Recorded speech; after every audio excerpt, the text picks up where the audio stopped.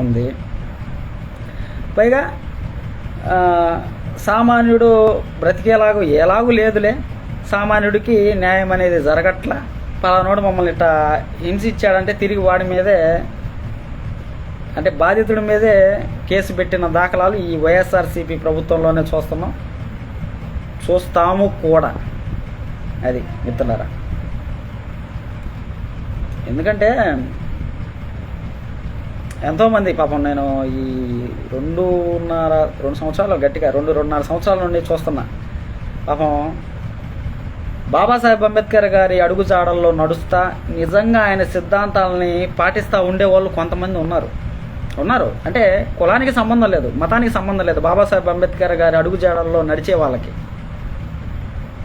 వాళ్ళు చాలా బాధపడుతూ ఉంటారు. అరే రే రే రే ఎన్నాళ్ళు ఎందుకు ఈ బతుకులు, ఈ కుక్క బతుకులు ఎందుకు, మనం అభివృద్ధిలోకి పోవాలా, ఆర్థికంగా కానీ సమాజంలో గౌరవంగా బ్రతకాలని అనుకునే వాళ్ళు ఉన్నారు.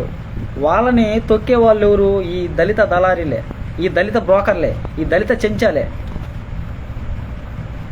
అది ఒక రాజకీయ శక్తిగా ఎదిగితే తప్ప అణగారిన వర్గాల బ్రతుకులు బాగుపడవు.